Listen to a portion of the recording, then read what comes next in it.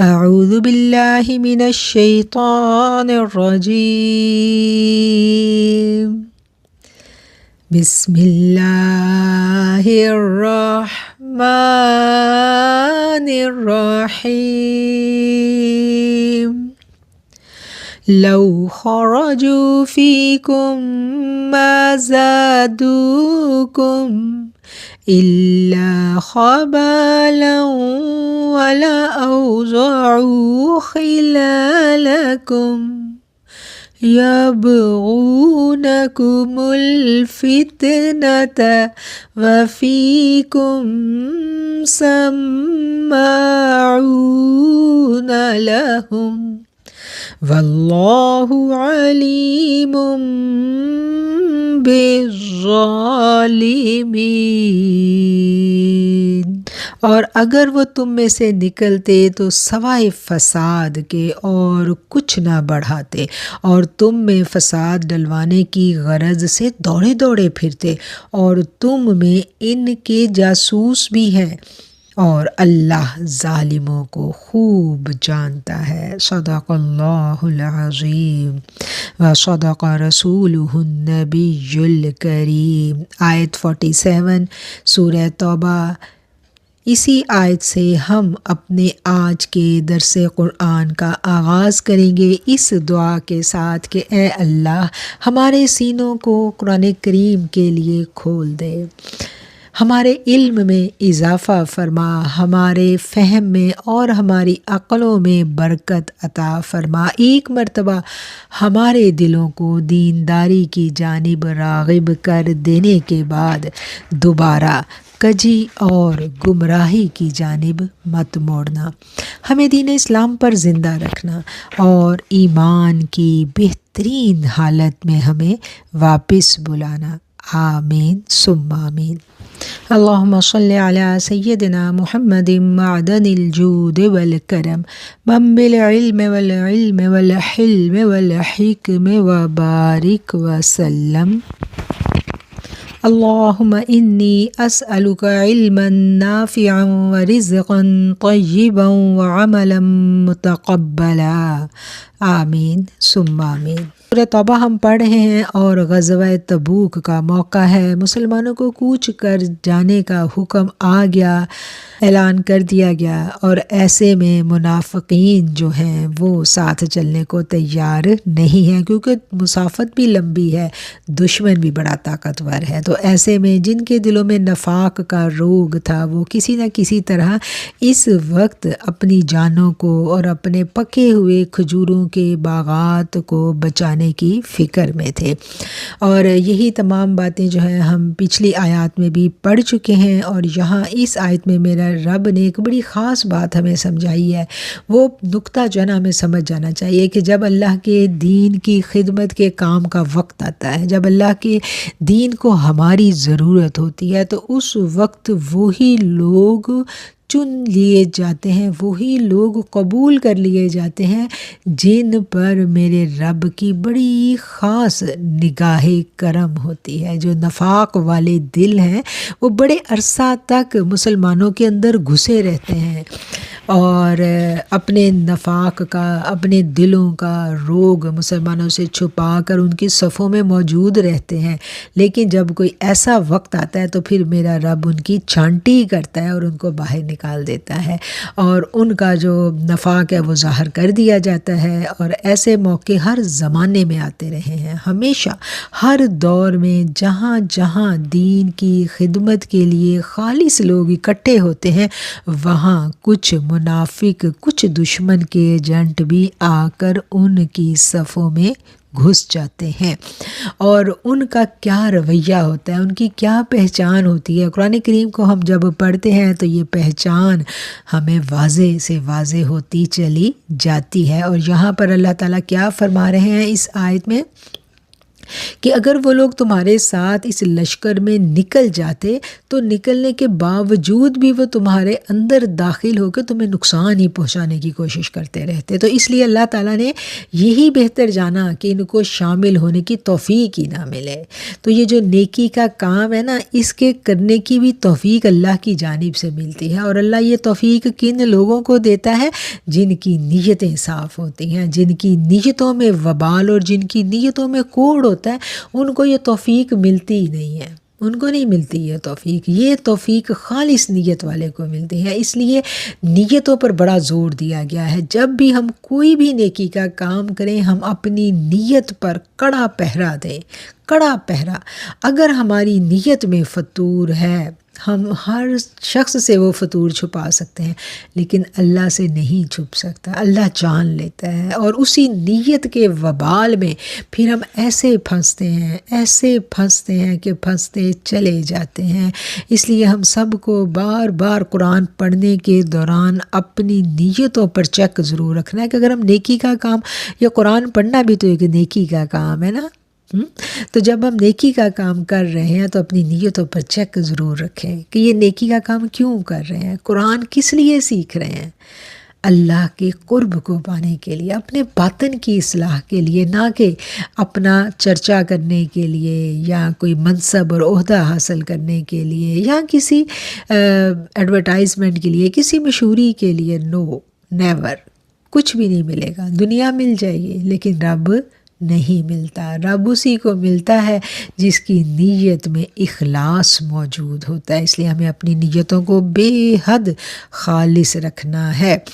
اب اس آیت سے ہم نے یہ جان لیا، یہ سمجھ لیا کہ سچ تو یہ ہے کہ اللہ کو پسند ہی نہیں تھا کہ وہ لوگ ساتھ نکلتے، اس لیے ان کے حوصلے ہی پست کر دیے گئے اور انہیں توفیق ہی نہیں ملی، ان کی توفیق ہی سلب کر لی گئی، لہٰذا وہ ساتھ جا ہی نہیں سکے، کیونکہ اللہ کو یہ پسند ہی نہیں تھا. اور کیوں پسند نہیں تھا، اس کی وجہ بھی اسی آیت میں بیان کر دی گئی. کیا بیان کی گئی؟ کہ اس سے پہلے بھی ان کی شرانگیزی کا اشارہ فرمایا کہ اس سے پہلے جنگ احد کے موقع پر یہ لوگ لشکر اسلام میں شریک ہوئے، لیکن راستہ میں ان کی 300 کی نفری مسلمانوں سے الگ ہو گئی، اور عین موقع پر انہوں نے علیحدگی علیحدگی اختیار کی. اور اس کا مقصد کیا تھا؟ مسلمانوں کے حوصلے پست ہو جائیں اور مسلمان ڈر جائیں. بالکل آپ دیکھیں نا، at the nick of the time کوئی اپنی آپ کی جماعت کوئی بہت اعلیٰ کام کرنے جا رہی ہے، اور in nick of the time ایک گروپ اس میں سے اٹھ کے کہتا ہے کہ بھئی ہم آپ کے ساتھ نہیں چلیں گے، تو کتنا اس وقت ایک باقی لوگوں کے اوپر ایک بیڈ امپیکٹ پڑتا ہے. لوگوں کے حوصلے پست ہوتے ہیں، لوگوں کے قدم لڑکھڑا جاتے ہیں، دل پریشان ہو جاتے ہیں. تو اللہ تعالیٰ نے کیا کیا کہ یہ پیچھے یہ لوگ کر چکے تھے ایسا، اس لیے اللہ نے اب اللہ نے وقت سے پہلے ہی ان کی یہ توفیق ہی سلب کر لی، تاکہ یہ عین موقع پر اس طویل سفر میں مسلمانوں کو، اچھی خلوص نیت والے مسلمان جو جا رہے ہیں، ان کو یہ لوگ پریشان نہ کریں. اور یہاں اس آیت میں اللہ تعالیٰ یہی بیان کر رہے ہیں کہ اگر وہ تمہارے ساتھ نکلتے تو سوائے فساد کے اور کچھ بھی نہ بڑھاتے، اور تم میں فساد ڈلوانے کی غرض سے دوڑے پھرتے. آج بھی نفاق والے دل جب کسی گروہ میں، کسی گروپ میں شامل ہو جائے تو ان کا یہی رویہ ہوتا ہے. کیا رویہ ہوتا ہے ان کا؟ ادھر کی بات ادھر لگانی، ادھر کی بات ادھر لگانی. یہ تو بہت بڑے بڑے کام تھے نا. آج چھوٹے لیول پر بھی ہم دیکھیں کہ جب ہم قرآن کا کام کرتے ہیں، قرآن ایک جگہ پر پڑھایا جا رہا ہے، سکھایا جا رہا ہے، تو اندر ہی کچھ لوگ ایسے شامل ہو جاتے ہیں اسی کلاس کے اندر، جن کا کام کیا ہوتا ہے؟ دلوں میں، نیتوں میں اخلاص کی کمی، اور جس کی وجہ سے وہ اصل چیز کی طرف کان نہیں دھرتے کہ اصل کرنے کا کام کیا، وہ نہیں دیکھنا. اور کام کیا کرنا ہے؟ ادھر کی باتیں ادھر، ادھر کی باتیں ادھر، کے لوگوں کی یکسوئی کو خراب کرنا. تو چغلی، غیبت یہ کبھی جرم ہے، اور بدگمانیاں پھیلانا یہ بھی گناہ کا کام ہے. تو اس طرح کے عوامل جو ہیں یہ مسلمانوں کی اجتماعیت کو نقصان دیتے ہیں. اسلام کی بڑھوتی کے لیے یہ عوامل جو ہیں یہ نقصان دہ ہیں. اللہ نے کہا نا کہ فرقہ بندی اور یہ چیزیں جو ہیں اسلام کی جڑ کو مونڈ دیتی ہیں. تو یہ رویہ ایک اچھے مسلمان کا رویہ نہیں ہے. آپ دین کے لیے تعلق قائم کیا ہے تو اپنی نیتوں کو خالص رکھیں، پازیٹیو رکھیں، اور پھر آپ اپنے تمام ساتھیوں کے لیے ایک اچھا جذبہ رکھ کے دین سیکھیں، تو آپ دیکھیں کہ کیسے آپ کی زندگی میں بہاریں اترتی ہیں۔ بہار اسی وقت اترتی ہے جب آپ کی نیت خالص ہوتی ہے۔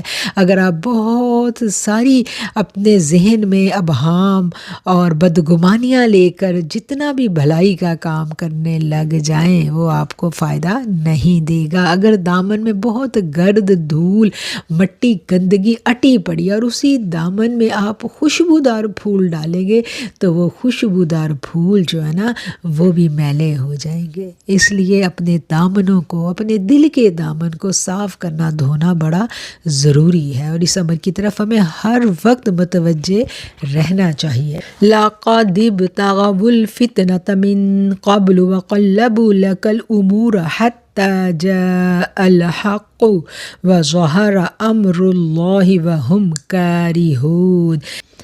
یہ پہلے بھی فساد کے طالب رہے ہیں اور بہت سی باتوں میں آپ کے لیے الٹ پھیر کرتے رہے ہیں، یہاں تک کہ حق آن پہنچا اور اللہ کا حکم غالب ہوا اور وہ ناخوش ہی رہے۔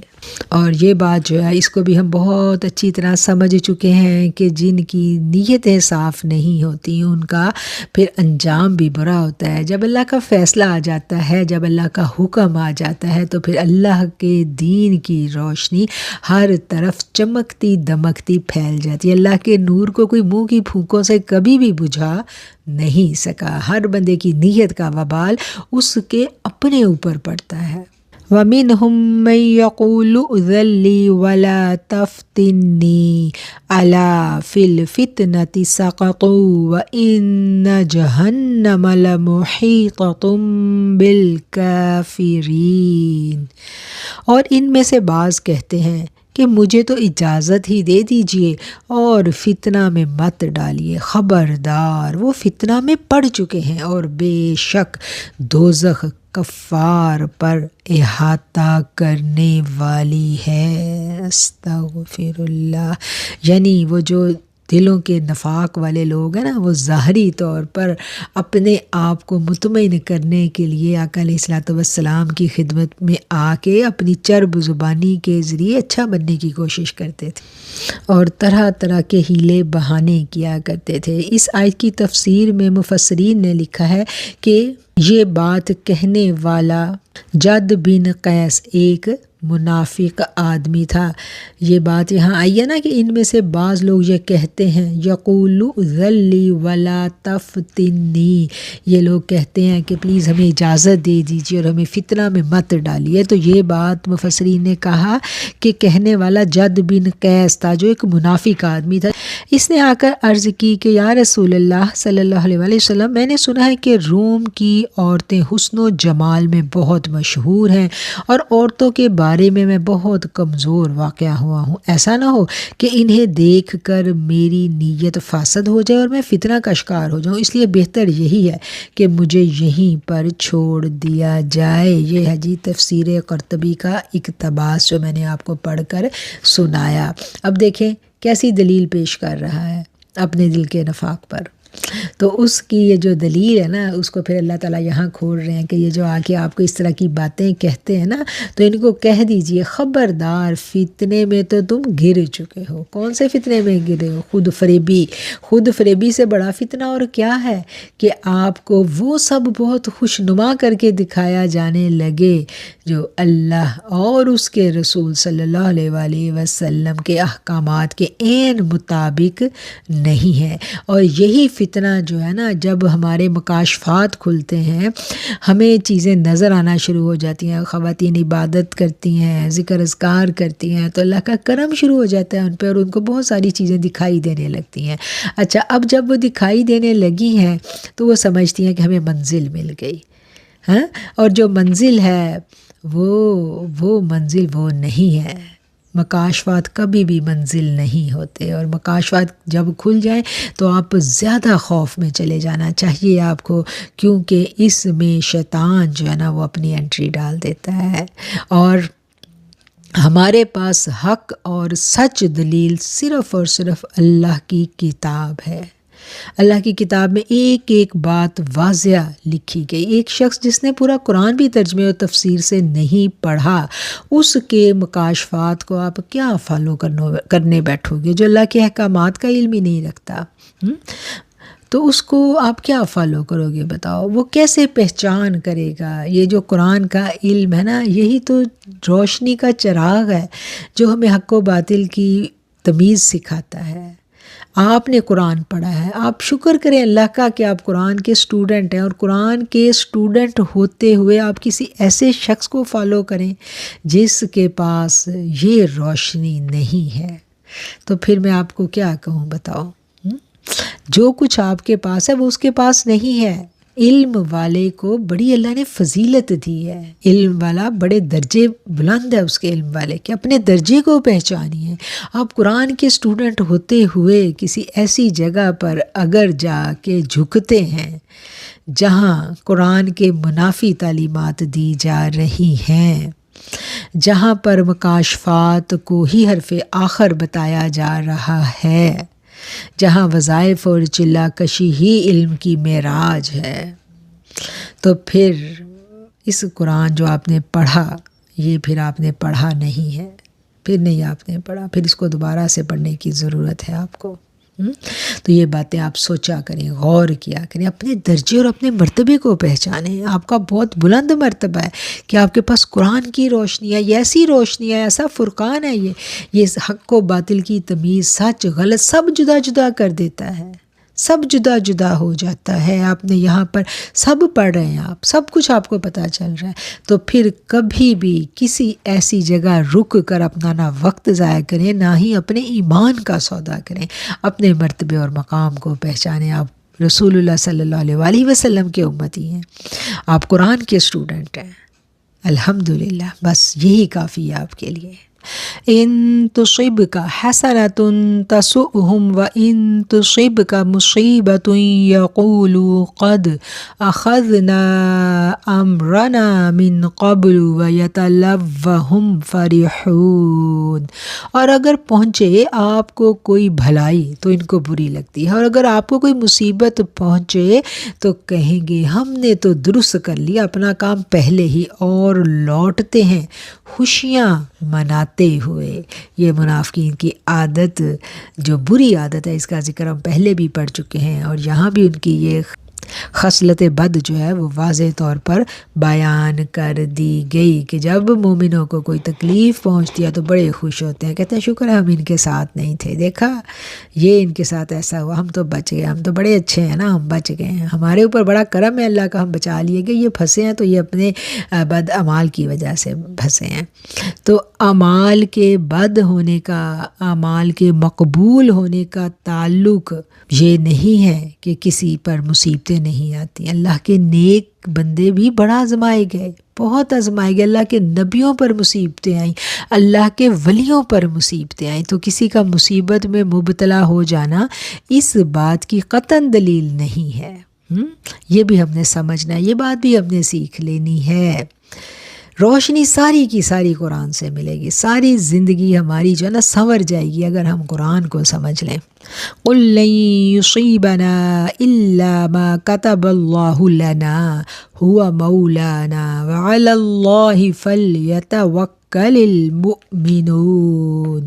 آپ فرما دیجئے ہرگز نہیں پہنچے گی ہمیں کوئی تکلیف بجز اس کے جو لکھ دی گئی ہے اللہ نے ہمارے لیے، وہی ہمارا حامی و ناصر ہے، اور اللہ پر ہی توکل کرنی چاہیے جو مومن ہے۔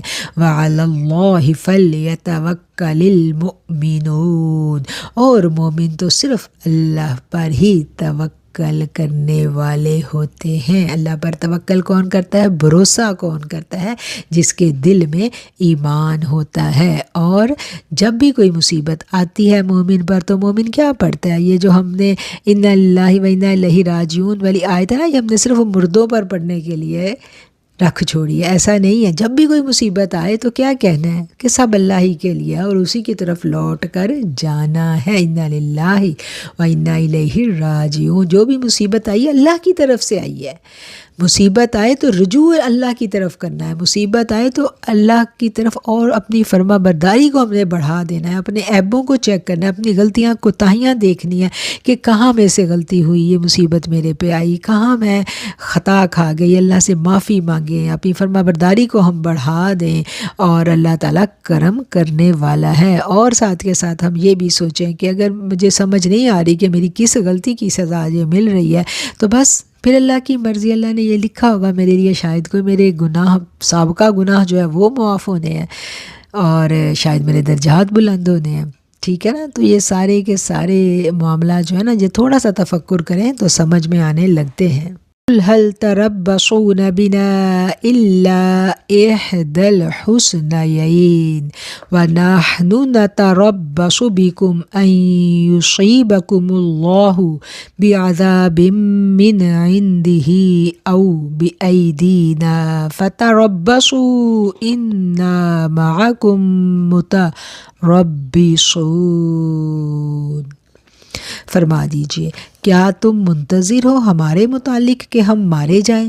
یہ مرنا نہیں مگر ایک بھلائی ہے ان دو بھلائیوں میں سے جن کے ہم خواہاں ہیں. ہم انتظار کرتے ہیں تمہارے لیے کہ پہنچائے تمہیں اللہ عذاب اپنے پاس سے یا ہمارے ہاتھوں سے, بس تم بھی انتظار کرو, ہم بھی تمہارے ساتھ انتظار کرنے والے ہیں.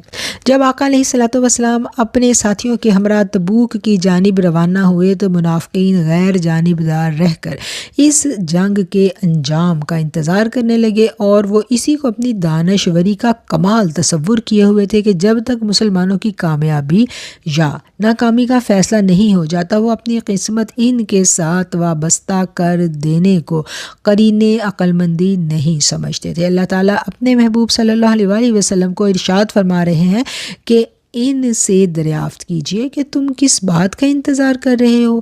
ہم اگر راہ خدا میں مارے جائیں تو ہم تب بھی کامیاب ہیں, اور اگر جنگ جیت لیں تو تب بھی کامیاب ہیں. تم اپنا خیال کرو تمہارا انجام کیا ہونے والا ہے, اور اگر اب تک تمہیں سمجھ نہیں آئی تو تھوڑی دیر اور انتظار کرو جب اللہ کی آتش غضب تمہیں خاک سیاہ بنا کر رکھ دے گی یا ہمارے ہاتھوں تمہیں ذلیل اور رسوا کیا جائے گا.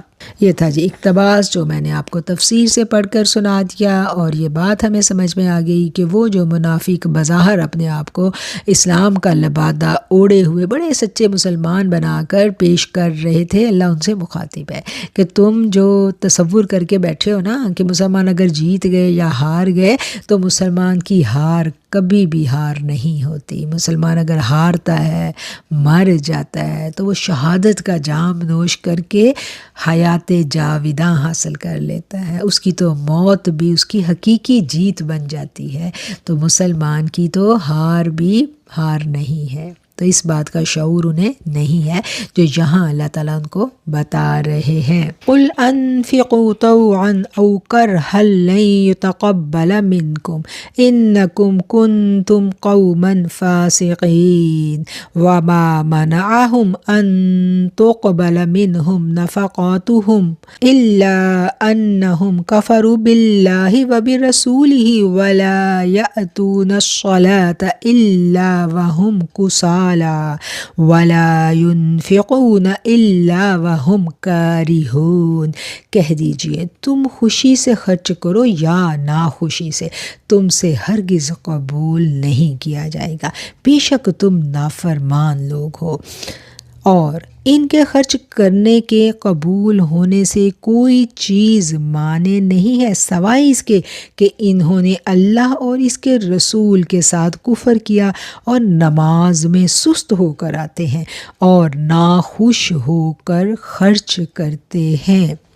یہ دو آیتوں میں ایک ہی مضمون تھا اس لیے میں نے ان کو اکٹھا پڑھ لیا. اب یہاں منافقین کی نشانی بیان کی گئی کہ منافقین جو ہیں جب نماز پڑھنے کے لیے آتے ہیں تو کاہلی کے ساتھ آتے ہیں اور جب مسلمانوں سے اپیل کی جاتی تھی کہ اب وقت آ گیا ہے، مسلمانوں کو ضرورت ہے تیاریوں کے لیے، دفاعی تیاریوں کے لیے چندے کی اپیل کی جاتی تھی، تو مسلمان جو دل کھول کر اپنا مال دیتے تھے، اور کچھ لوگ جو تھے وہ مال دینا نہیں چاہتے تھے کیونکہ دل میں نفاق تھا نا۔ تو اب کیا ہے کہ پورے ارد گرد کے لوگ تو دے رہے ہیں، مسلمانوں کی صف میں تو وہ شامل ہوتے تھے نا، تو وہ دیتے تو تھے لیکن ناپسندیدگی سے دیتے تھے۔ تو اللہ ان سے کیا کہہ رہا ہے کہ تم خوشی سے دو یا ناخوشی سے، تمہارا قبول نہیں کیا جائے گا۔ یعنی مال دے بھی رہے ہو، بظاہر خوشی کے ساتھ بھی دے رہے ہو، لیکن نیت ٹھیک نہیں ہے تو اللہ اس کو قبول نہیں کرے گا۔ اور نہیں منع کیا انہیں قبول کیے جائیں ان سے ان کے خراجات، سوائے اس کے کہ انہوں نے کفر کیا اللہ کے ساتھ اور اس کے رسول کے ساتھ۔ اب ان سے یہ کہا جا رہا ہے کہ تم اگر مال کو خوشی سے دو گے یا ناخوش ہو کر دو گے، تمہارا قبول نہیں کیا جائے گا۔ ہاں، وہ خوش ہو کے دے رہے ہیں پھر بھی قبول کیوں نہیں ہو رہا؟ اس نقطے کو ہم نے سمجھنا ہے، اس لیے کہ دل کے اندر نفاق موجود ہے۔ اللہ کہہ رہا ہے کہ ان کے خرچ کو قبول ہونے سے کوئی چیز مانے نہیں، سوائے اس کے کہ انہوں نے اللہ اور اس کے رسول سے کفر کیا۔ اب اس آیت پہ رک کر ہم نے تھوڑا سا غور و فکر کرنا ہے۔ کلمہ تو وہ پڑھ چکے تھے، مسلمانوں کے گروہ میں بھی شامل تھے، پھر یہ کہا جا رہا ہے کہ تم نے اللہ اور اس کے رسول سے کفر کیا۔ وہ کافر تو نہیں تھے ہاں، لیکن ان کو یہ کہا جا رہا ہے کہ تم نے کفر کیا۔ تو اس بات کو ہم نے سمجھ لینا ہے کہ منافق بہت زیادہ خطرناک ہے مسلمانوں کے گروہ میں ہونا، کیونکہ وہ بظاہر کلمہ پڑھتا ہے، زبان سے ادا کرتا ہے، نماز کے لیے آتا ہے، بڑی سستی اور کاہلی کے ساتھ آتا ہے، اور اللہ کی راہ میں خرچ کرنے کی باری آتی ہے تو خرچ بھی کر دیتا ہے، ناخوش ہو کے خرچ کرتا ہے۔ کیونکہ وہ دھوکہ دیتا ہے۔ منافق کافر سے بھی زیادہ جو ہے نا اس کا عذاب ہمیں قرآن بتاتا ہے، کہ کہا گیا نا کہ جو منافقین ہیں وہ جہنم کے نچلے درجے میں ہوں گے۔ تو منافق بہت خطرناک چیز ہے، دل میں نفاق کا ہونا۔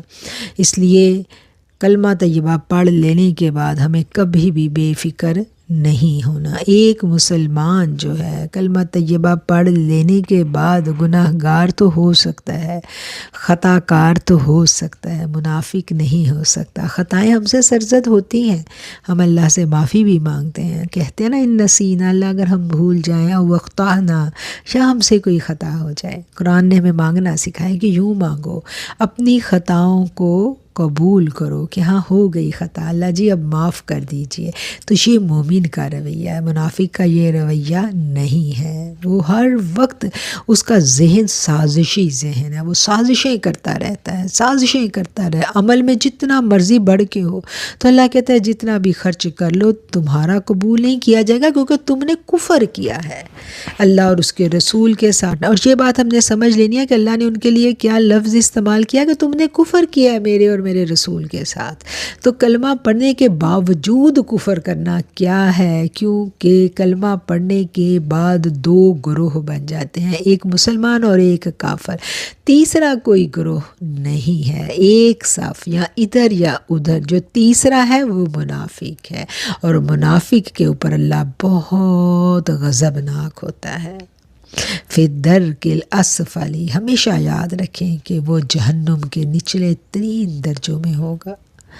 تو اللہ تعالی ہم سب کے دلوں کو نفاق سے پاک رکھے۔ اللہم طہر قلبی من النفاق، اللہ ہمارے قلوب کو نفاق جیسی مضی مرض سے بچا لے، پاک کر لے، آمین ثم آمین۔ یہ ایک آئی اوپننگ آیت ہے، اور یہ زاد راہ کی ٹوکری میں رکھنے والی آیت ہے کہ دلوں کے نفاق پر ہم خود چیک رکھ سکتے ہیں، کوئی دوسرا ہمارے بارے میں فیصلہ نہیں کر سکتا، کیونکہ دل کا نیت کا معاملہ میرا اور میرے رب کا معاملہ ہے۔ تو اس کا چیک ہم نے خود اپنے اوپر رکھنا ہے کہ کہیں خدا نخواستہ یہ بد خصلت ہمارے قلوب میں جڑ تو نہیں پکڑ رہی، کہیں ہم تو منافقین کی صف میں نہیں آ رہے۔ ہر وقت اس پہ چیک اینڈ بیلنس جو ہے نا بڑا ضروری ہے۔ جب یہ سمجھ میں آ جائے تو انسان کا دل لرز اٹھتا ہے۔ فَلَا تُعْجِبْكَ أَمْوَالُهُمْ وَلَا أَوْلَادُهُمْ إِنَّمَا يُرِيدُ اللَّهُ لِيُعَذِّبَهُمْ بِهَا فِي الْحَيَاةِ الدُّنْيَا وَتَزْهَقَ أَنفُسُهُمْ وَهُمْ كَافِرُونَ۔ آپ کو تعجب میں نہ ڈال دیں ان کے مال اور ان کی اولاد، یہی چاہتا ہے اللہ تعالیٰ کہ عذاب دے انہیں ان چیزوں سے دنیاوی زندگی میں، اور نکلے ان کا سانس اس حال میں کہ وہ کافر ہوں۔ استغفر اللہ ربی من کل ذنب واتوب الیہ۔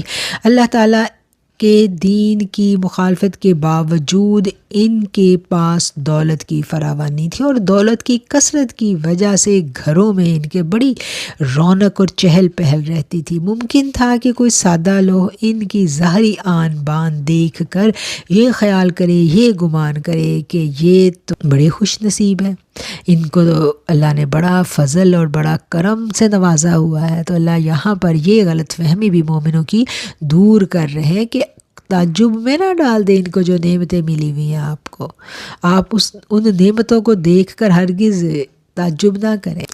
اللہ یہی چاہتا ہے کہ ان چیزوں کی وجہ سے دنیاوی زندگی میں انہیں عذاب دے اور کفر کی حالت میں ان کی جان نکلے۔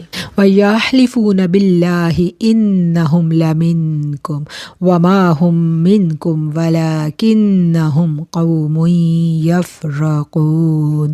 اور اللہ کی قسمیں کھاتے ہیں کہ وہ بے شک تم میں سے ہیں، حالانکہ وہ تم میں سے نہیں، لیکن وہ ڈرتے ہیں، یعنی انہیں خوف ہے کہ ہمارا نفاق کہیں کھل کر سامنے نہ آ جائے، اسی لیے قسمیں کھا کھا کر اپنی وفاداریوں کا یقین دلاتے ہیں۔ تو یہ بھی ایک پہچان بتا دی گئی منافق کی کہ وہ ہر وقت اپنی وفاداری کا یقین دلانے کے در پہ رہتا ہے۔ لو یجدون ملجأ او مغارات او مدخلا لولوا الیہ وہم یجمحون۔ اگر وہ کوئی پناہ کی جگہ یا غار یا گھسنے کی جگہ پائیں تو دوڑتے ہوئے ادھر جائیں۔ وَمِنْهُمْ مَنْ يَلْمِزُكَ فِي الصَّدَقَاتِ فَإِنْ أُعْطُوا مِنْهَا رَضُوا وَإِنْ لَمْ يُعْطَوْا مِنْهَا إِذَا هُمْ يَسْخَطُونَ۔ بعض ان میں سے وہ ہیں جو تان کرتے ہیں آپ پر صدقات کی تقسیم کے بارے میں، اگر انہیں دے دیا جائے تو خوش ہو جاتے ہیں، اور اگر انہیں نہ دیا جائے تو اسی وقت ناراض ہو جاتے ہیں۔ جب بارگاہ رسالت مآب صلی اللہ علیہ وآلہ وسلم کی خدمت میں زکوٰۃ اور عشر کا مال آتا تو آقا علیہ الصلوۃ والسلام اپنے رب کے حکم کے مطابق اسے خرچ کرتے تھے۔ منافقین جو دولت کے حرص میں حد درجہ بڑھے ہوئے تھے، اس وقت ان کا رویہ بڑا عجیب ہوتا، اگر انہیں کچھ مل جاتا تو خوش ہو جاتے، اور اگر نہ ملتا یا توقع سے کم ملتا تو پھر آقا علیہ الصلوۃ والسلام کی ذات اقدس کے بارے میں زبانیں تان دراز کرنے لگتے۔ استغفر اللہ ربی من کل ذنب واتوب الیہ۔ تو منافق کی ایک اور نشانی کیا کہی گئی ہے کہ وہ کریم آقا علیہ الصلوۃ والسلام کی ذات اقدس پر بھی نیگیٹو ٹاک کرنے سے گریز نہیں کرتا۔ میرے آقا علیہ الصلوۃ والسلام کی ہستی وہ بلند ترین ہستی ہے جس کا ادب میرا رب ہمیں قرآن میں سکھاتا ہے کہ ان کے سامنے اف بھی نہیں کہنا، ان کے سامنے اونچی آواز میں بات بھی نہیں کرنی، ادب ہی ادب ہے، جو وہ فیصلہ کریں اس پر سر تسلیم خم کر دینا ہے، اور کہاں ان کی تقسیم پر معترض ہونا۔ اور کہا جاتا ہے نا کہ معترض ہونا دل کے نفاق کی علامت ہے۔ جو لوگ بہت زیادہ ہر بات پہ اعتراض کرتے ہیں نا، تو یہ بھی ایک پہچان ہے، یہ بھی ایک ریڈ فلیگ ہے۔ ہم نے بہت ساری باتیں سیکھنی ہے نا ساتھ کے ساتھ، اپنی صفوں کو پاک رکھنے کے لیے۔ اپنی صفوں میں سے منافقین کو پہچاننے کے لیے یا اپنی ذات کے اندر کہیں یہ صفات تو نہیں پیدا ہو رہی؟ ہم بھی تو انسان ہیں نا، ہمارے اندر کہیں یہ صفات تو نہیں پیدا ہو رہی؟ ہمیں تو نہیں کوئی کسی کے اوپر بدگمانی بار بار آ رہی؟ ہم تو نہیں کہیں اپنے بڑوں کی، اپنے اولو الامر کی تقسیم پر اعتراض کر رہے؟ تو یہ باتیں جو ہے نا، یہ ہم نے اپنے اوپر بھی سب سے پہلا چیک اینڈ بیلنس ہم اپنی ذات پہ رکھیں گے کہ کہیں خدا نخواستہ یہ غلط جو باتیں ہیں، یہ جو برے خصائل ہیں، خدا نخواستہ کہیں یہ ہمارے اندر تو نہیں پیدا ہو رہے۔ جہاں پیدا ہونے لگے، جہاں ایسی خواہشات سر اٹھانے لگے، ہم نے ادھر ہی انہیں کچل دینا ہے۔ وَلَوْ أَنَّهُمْ رَضُوا مَا آتَاهُمُ اللَّهُ وَرَسُولُهُ وَقَالُوا حَسْبُنَا اللَّهُ سَيُؤْتِينَا اللَّهُ مِنْ فَضْلِهِ وَرَسُولُهُ إِنَّا إِلَى اللَّهِ رَاغِبُونَ۔ اور کیا اچھا ہوتا اگر وہ خوش ہو جاتے اس سے جو دیا تھا انہیں اللہ نے اور رسول اللہ صلی اللہ علیہ وسلم نے، اور کہتے کافی ہے ہمیں اللہ، عطا فرمائے گا ہمیں اللہ اپنے فضل سے اور اس کا رسول، ہم تو اللہ کی طرف ہی رغبت کرنے والے ہیں۔ یہ آیت جو ہے نا، یہ ہمیں یہ سبق سکھاتی ہے کہ جب کچھ عطا ہو جائے، کچھ بھی مل جائے، تو اس پر ہم نے اللہ کا شکر ادا کرنا ہے۔ مولانا عثمانی تحریر فرماتے ہیں کہ جو ظاہری اور باطنی دولت خدا اور اس کے رسول کی جانب سے ملے، اس پر مسرور اور مطمئن رہو۔ یہاں روحانیت کے طالب علموں کے لیے بھی ایک لطیف اشارہ ہے کہ جب کرم ہو، جتنا کرم ہو اس پر شکر ادا۔ یہ نہیں ہے کہ اس کو یہ مل گیا، اس کی روحانی جو ہے نا بڑی ترقی ہو رہی ہے، اس کے اوپر اللہ کا بڑا کرم ہو رہا ہے، تو مجھے یہ نہیں ملا تو اس کو کیوں مل گیا؟ تو یہ رویہ ٹھیک نہیں ہے، معترض ہونا ٹھیک نہیں ہے۔ بس جس کو جو نصیب میں، جس کی جتنی، تھوڑا سا کاٹ دینا، جس کو جو نصیب میں تھا مل گیا، جب مل گیا تو الحمدللہ، بڑا شکر اس پہ کرنا ہے اور معترض نہیں ہونا۔ یہ سیکھنے کے کاموں میں سے کام ہے کہ ہم نے معترض نہیں ہونا۔ تو یہاں اس آیت سے ہم نے سیکھا کہ معترض نہیں ہونا، خاص طور پر اپنے اولو الامر پر ہم نے اعتراض نہیں کرنا، اور آقا علیہ الصلوۃ والسلام کی اللہ کی عطا جہاں جتنی جب ہو جائے، بس شکر، کرم ہی کرم، بس کرم، اس کرم کو محسوس کر کے اس کرم پر شکر گزار ہوتے چلے جانا ہے۔ اگر ہم چاہتے ہیں کہ یہ کرم بڑھ جائے تو پھر اور زیادہ شکر ادا کرنا ہے۔ لَإِن شَكَرْتُمْ لَأَزِيدَنَّكُمْ، تم شکر ادا کرو گے تو اللہ تعالیٰ تمہیں اور زیادہ دے گا انشاءاللہ۔ إِنَّمَا الصَّدَقَاتُ لِلْفُقَرَاءِ وَالْمَسَاكِينِ وَالْعَامِلِينَ عَلَيْهَا وَالْمُؤَلَّفَةِ قُلُوبُهُمْ وَفِي الرِّقَابِ وَالْغَارِمِينَ وَفِي سَبِيلِ اللَّهِ وَابْنِ السَّبِيلِ فَرِيضَةً مِّنَ اللَّهِ وَاللَّهُ عَلِيمٌ حَكِيمٌ۔ زکوٰۃ تو صرف ان کے لیے ہے جو فقیر ہیں، مسکین ہیں اور زکوٰۃ کے کام پر جانے والے ہیں، اور جن کی دلداری مقصود ہے، نیز گردنوں کو آزاد کروانے والے اور مقروضوں کے لیے اور اللہ کی راہ میں ہیں، اور مسافروں کے لیے یہ سب فرض ہے اللہ کی طرف سے، اور اللہ تعالیٰ سب کچھ جاننے والا ہے۔ یہاں اس آیت میں زکوٰۃ اور صدقات کے مصارف بیان کر دیے گئے کہ کہاں کہاں ہم یہ صدقات کے اور زکوٰۃ کے جو مال ہیں اس کو خرچ کر سکتے ہیں، وہ یہاں پر بیان کر دیا گیا۔ وَمِنْهُمُ الَّذِينَ يُؤْذُونَ النَّبِيَّ وَيَقُولُونَ هُوَ أُذُنٌ قُلْ أُذُنُ خَيْرٍ لَكُمْ وَيُؤْمِنُ بِاللَّهِ وَيُؤْمِنُ لِلْمُؤْمِنِينَ وَرَحْمَةٌ لِلَّذِينَ آمَنُوا مِنْكُمْ وَالَّذِينَ يُؤْذُونَ رَسُولَ اللَّهِ لَهُمْ عَذَابٌ أَلِيمٌ۔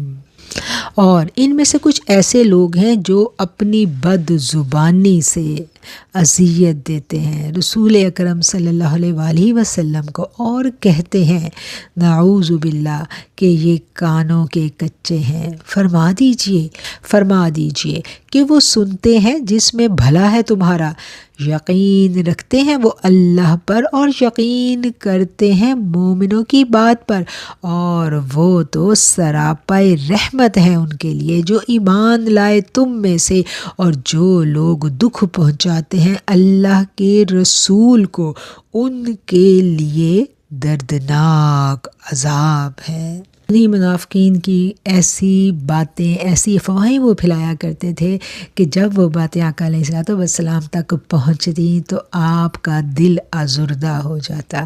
تو اس پر میرے رب نے قرآن میں یہ آیت نازل فرما دی کہ جو لوگ دکھ پہنچاتے ہیں اللہ کے رسول کو، کہ اللہ کے رسول کو جو دکھ پہنچائے گا اس کے لیے دردناک عذاب ہے۔ اللہ کے رسول کو دکھ وہ اپنی باتوں سے پہنچاتے تھے، اور آج بحیثیت امتی یہ آیت ہمارے لیے بھی ایک میسیج ہے، ایک پیغام ہے، اور یہ زاد راہ کی ٹوکری میں رکھنے والا پیغام ہے کہ ہم سے بھی کبھی کوئی ایسی بات، ایسی لغزش ہماری زبان سے بھی کوئی ایسی الفاظ ادا نہ ہو جائیں، خدا نہ خواستہ کہ وہ الفاظ ہمارے آقا تک پہنچیں تو آپ کی دل آزاری ہو۔ تو آقا کی محبت، آقا کے ساتھ ہماری الفت، اس میں ادب، محبت ہر لمحہ، یہ چیز جو ہے نا اس کا ہم نے بہت خیال رکھنا ہے۔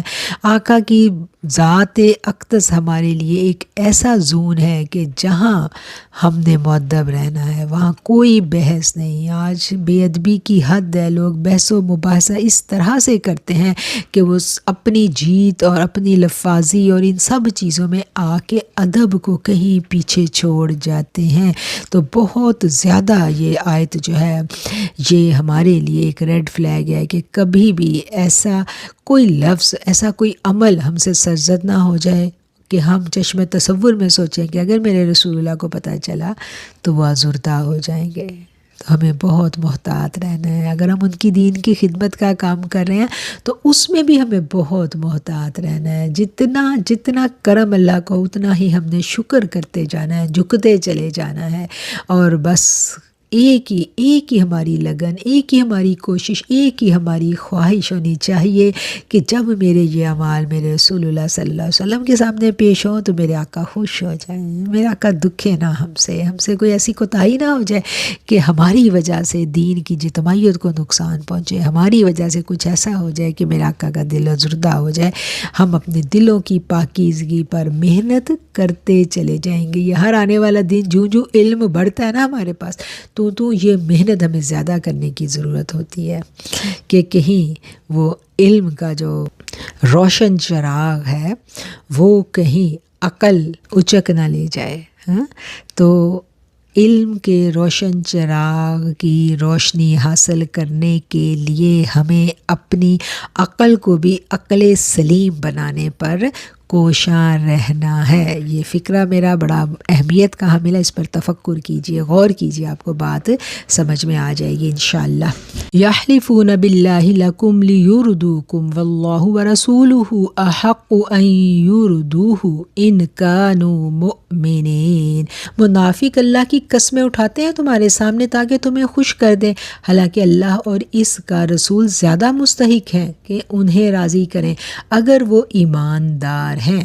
اب یہ مومن کی پہچان بتائی جا رہی ہے کہ مومن جو ہے نا وہ عوام الناس میں بیٹھ کے اپنے ایمان کی قسمیں نہیں کھاتا کہ میں بڑا ایماندار ہوں۔ اللہ کیا کہہ رہے ہیں یہاں پر کہ منافقین کتنے نادان ہیں کہ لوگوں کو خوش کرنے کے لیے جھوٹی قسمیں کھا رہے ہیں اور اپنی پاک باطنی اور نیک نیتی کو ثابت کرنے کے لیے زمین و آسمان کے قلابے ملا رہے ہیں۔ ایسی بات نہیں، اور حق تو یہ ہے کہ یہ لوگ محض اللہ اور اس کے رسول کی دل جوئی اور رضا جوئی کے لیے کوشاں رہیں۔ چاہیے تو یہ تھا نا کہ اللہ اور اس کے رسول کی دل جوئی کے لیے، ان کو خوش کرنے کے لیے کوشاں رہیں، بجائے اس کے کہ عوام الناس کے سامنے یہ قسمیں اٹھا رہے ہیں کہ ہم حق پر ہیں۔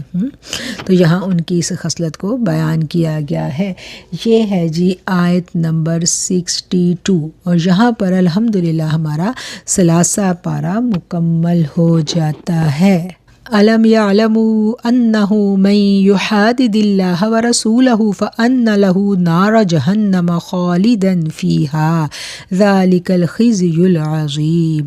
کیا وہ نہیں جانتے کہ جو کوئی مخالفت کرتا ہے اللہ کی اور اس کے رسول کی تو اس کے لیے جہنم کی آگ ہے جس میں وہ ہمیشہ رہے گا، یہ بہت بڑی رسوائی ہے۔ يحذر المنافقون أن تنزل عليهم سورة تنبئهم بما في قلوبهم قل استهزئوا إن الله مخرج ما تحذرون۔ منافق اس بات سے ڈرتے ہیں کہ مسلمانوں پر کوئی ایسی صورت نہ نازل ہو جائے کہ انہیں بتا دے کہ جو کچھ منافقوں کے دلوں میں ہے۔ کہہ دیجئے ہنسی کیے جاؤ، جس بات سے تم ڈرتے ہو اللہ اسے ضرور ظاہر فرمائے گا۔ وَلَئِن سَأَلْتَهُمْ لَيَقُولُنَّ إِنَّمَا كُنَّا نَخُوضُ وَنَلْعَبُ قُلْ أَبِاللَّهِ وَآيَاتِهِ وَرَسُولِهِ كُنتُمْ تَسْتَهْزِئُونَ، اور اگر تم ان سے دریافت کرو تو کہیں گے ہم تو یوں ہی بات جیت اور دل لگی کر رہے تھے۔ کہہ دیجئے کیا اللہ سے اور اس کی آیتوں سے اور اس کے رسول سے تم ہنسی مذاق کرتے ہو؟ لا تعتذروا قد كفرتم بعد ایمانکم ان نعفو عن طائفة منکم نعذب طائفة بأنہم كانوا مجرمین۔ بہانے مت بناؤ، ایمان لانے کے بعد تم کافر ہو گئے ہو، اگر ہم تم میں سے بعض کو معاف کر دیں گے تو بعض کو عذاب بھی دیں گے کیونکہ وہ گناہ کرتے رہے ہیں۔ المنافقون والمنافقات بعضهم من بعض یأمرون بالمنکر وینہون عن المعروف ویقبضون ایدیہم نسوا اللہ فنسیہم ان المنافقین هم الفاسقون۔ منافق مرد اور منافق عورتیں ایک دوسرے کے ہم جنس ہیں، برے کاموں کا حکم کرتے ہیں اور نیک کاموں سے منع کرتے ہیں اور ہاتھ بند کیے رہتے ہیں، وہ اللہ کو بھول گئے سو اللہ نے انہیں بھلا دیا۔ بے شک منافق وہی نافرمان ہیں۔ وَأَعَدَّ اللَّهُ الْمُنَافِقِينَ وَالْمُنَافِقَاتِ وَالْكُفَّارَ نَارَ جَهَنَّمَ خَالِدِينَ فِيهَا هِيَ حَسْبُهُمْ وَلَعَنَهُمُ اللَّهُ وَلَهُمْ عَذَابٌ مُقِيمٌ۔ اللہ نے منافق مردوں اور منافق عورتوں اور کافروں کو دوزخ کی آگ کا وعدہ دیا ہے، پڑے رہیں گے وہ اس میں، وہی انہیں کافی ہے، اور اللہ نے ان پر لعنت کی ہے اور ان کے لیے دائمی عذاب ہے۔ کالذین من قبلکم كانوا اشد منکم قوة واکثر اموالا واولادا فاستمتعوا بخلاقهم فاستمتعتم بخلاقکم كما استمتع الذین من قبلکم بخلاقهم وخضتم كالذی خاضوا اولئک حبطت اعمالهم فی الدنیا والآخرہ واولئک هم الخاسرون۔ جس طرح تم سے پہلے لوگ تم سے طاقت میں زیادہ تھے اور مال و اولاد میں بھی زیادہ تھے، پھر وہ اپنے حصے سے فائدہ اٹھا گئے اور تم نے اپنے حصے سے فائدہ اٹھایا جیسے تم سے پہلے لوگ اپنے حصے سے فائدہ اٹھا گئے اور تم بھی انہی کی سی چال چلتے ہو۔ یہ وہ لوگ ہیں جن کے اعمال دنیا اور آخرت میں ضائع ہو گئے، وہی نقصان اٹھانے والے ہیں۔ ان آیات میں ہم منافقین کی خصائل بد کے بارے میں پڑھ رہے ہیں۔ یہ آیات کس ماحول میں نازل ہوئی وہ پس منظر بھی ہم پیچھے ڈیٹیل کے ساتھ جان چکے ہیں، اس لیے اب ان آیات کا صرف ترجمہ جو ہے نا ہمیں پورا مفہوم واضح کیے دیتا ہے۔ اس لیے میں ان آیات کو روانی کے ساتھ پڑھ رہی ہوں، چونکہ پیچھے ہم نے ڈیٹیل کے ساتھ اس پورے سینیریو کو، پورے پس منظر کو ڈسکس کر لیا، تو یہ اپنے مفہوم کی وضاحت جو ہے نا آیات خود بیان کر رہی ہیں۔ اور یہ تھی جی آیت نمبر 69، اور اسی آیت پر ہم اپنے آج کے درس قرآن کو مکمل کریں گے۔ آج جتنا ہم نے پڑھا انشاءاللہ اب ہم اس کو ایک مرتبہ با محاورہ ترجمے کے ساتھ دیکھیں گے۔ آج کے درس قرآن کا آغاز ہم نے آیت 47 سے کیا تھا، اور 69 نمبر آیت پر ہم نے اپنے آج کے درس قرآن کا اختتام کیا ہے۔ اب ان تمام آیات کو ایک مرتبہ ہم با محاورہ ترجمے کے ساتھ دیکھیں گے۔ اگر وہ تم میں سے نکلتے تو سوائے فساد کے اور کچھ نہ بڑھاتے، اور تم میں فساد ڈلوانے کی غرض سے دوڑے دوڑے پھرتے، اور تم میں ان کے جاسوس بھی ہیں، اور اللہ ظالموں کو خوب جانتا ہے۔ یہ پہلے بھی فساد کے طالب رہے ہیں اور بہت سی باتوں میں تمہارے لیے الٹ پھیر کرتے رہے ہیں، یہاں تک کہ حق آن پہنچا اور اللہ کا حکم غالب ہو گیا اور وہ ناخوش ہی رہے۔ اور ان میں سے بعض کہتے ہیں کہ مجھے تو اجازت ہی دے دیجیے اور فتنے میں مت ڈالیے، خبردار وہ فتنے میں پڑ چکے ہیں، اور بے شک دوزخ کافروں پر احاطہ کرنے والی ہے۔ اور اگر تمہیں آسائش حاصل ہوتی ہے تو انہیں بری لگتی ہے، اور اگر کوئی مشکل پڑتی ہے تو کہتے ہیں ہم نے تو اپنا کام پہلے ہی سنبھال لیا تھا، اور خوشیاں مناتے لوٹ جاتے ہیں۔ کہہ دیجئے ہمیں ہرگز نہیں پہنچے گا مگر وہی جو اللہ نے ہمارے لیے لکھ دیا ہے، وہی ہمارا کارساز ہے، اور اللہ پر ہی مومن کو بھروسہ کرنا چاہیے۔ کہہ دیجئے تم ہمارے حق میں دو بھلائیوں میں سے ایک کے منتظر ہو، اور ہم تمہارے حق میں اس بات کے منتظر ہیں کہ اللہ اپنے پاس سے تم پر کوئی عذاب نازل کرے، یا ہمارے ہاتھوں سے ہی۔ تم بھی انتظار کرو، ہم بھی تمہارے ساتھ انتظار کرتے ہیں۔ کہہ دیجئے تم خوشی سے خرچ کرو یا ناخوشی سے، تم سے ہرگز قبول نہیں کیا جائے گا، بے شک تم نافرمان ہی ہو۔ اور ان کے خرچے کو قبول ہونے سے کوئی چیز مانے نہیں ہوتی سوائے اس کے کہ انہوں نے اللہ اور اس کے رسول سے کفر کیا اور نماز میں سست ہو کر آتے ہیں اور ناخوش ہو کر خرچ کرتے ہیں۔ سو ان کے مال اور ان کی اولاد سے آپ تعجب نہ کیجیے، اللہ یہی چاہتا ہے کہ ان چیزوں کی وجہ سے دنیا کی زندگی میں انہیں عذاب دے اور کفر کی حالت میں ان کی جانیں نکلیں، اور اللہ کی قسمیں کھاتے ہیں کہ وہ بے شک تم میں سے ہیں، حالانکہ وہ تم میں سے نہیں ہیں لیکن وہ ڈرتے ہیں۔ اگر وہ کوئی پناہ کی جگہ یا غار یا گھسنے کی جگہ پائیں تو دوڑتے ہوئے ادھر ہی جائیں، اور بعض ان میں سے ایسے ہیں جو تان کرتے ہیں آپ پر صدقات کی تقسیم کے بارے میں، سو اگر انہیں یہ دے دیا جائے تو خوش ہو جاتے ہیں، اور اگر انہیں نہ دیا جائے تو اسی وقت ناراض ہو جاتے ہیں۔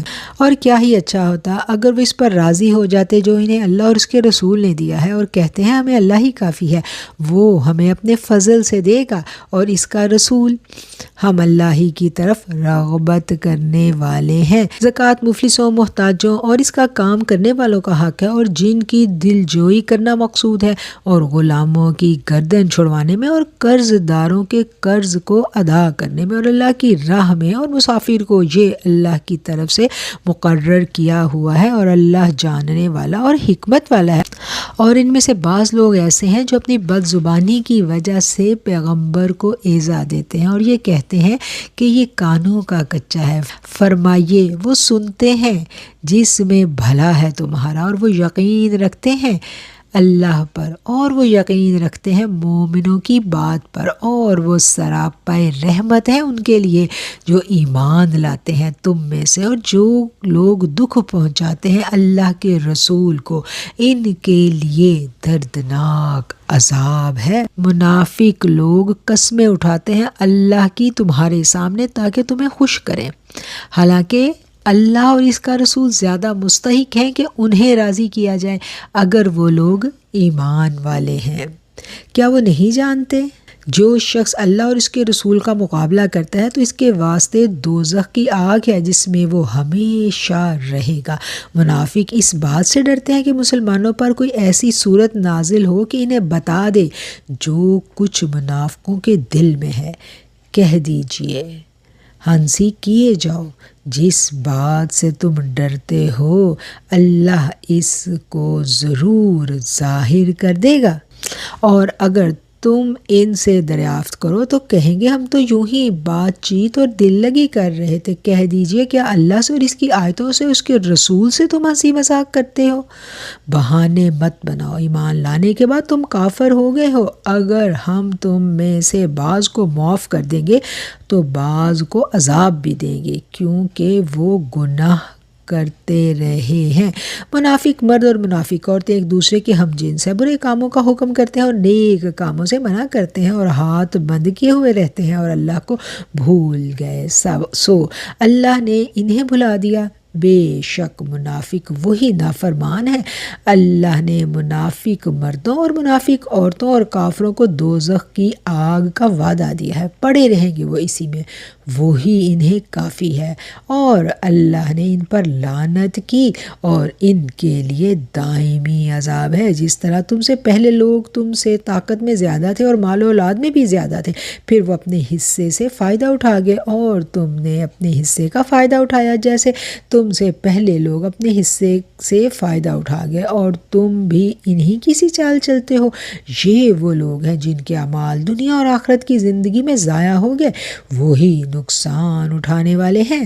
صدق اللہ العظیم و صدق رسولہ النبی الکریم ونحن علی ذلک من الشاہدین۔ الحمدللہ۔ ہمارا آج کا درس قرآن مکمل ہوا۔ جتنا قرآن کریم ہم نے پڑھا، اللہ کریم کی توفیق سے ہم اس کا شکر ادا کرتے ہیں اور لاکھوں کروڑوں درود و سلام میرے کریم آقا علیہ الصلوۃ والسلام پر بھیجتے ہیں جن کے توسط سے ہمیں قرآن ملا۔ جتنا قرآن کریم ہم نے پڑھا اللہ کریم اس کو قبول فرمائے، اور اگر کہیں جانے انجانے میں کوئی کمی کوتاہی رہ گئی تو میرا مالک درگزر کر دے، معاف فرما دے، آمین ثم آمین۔ وآخر الدعوانا ان الحمد للہ رب العالمین۔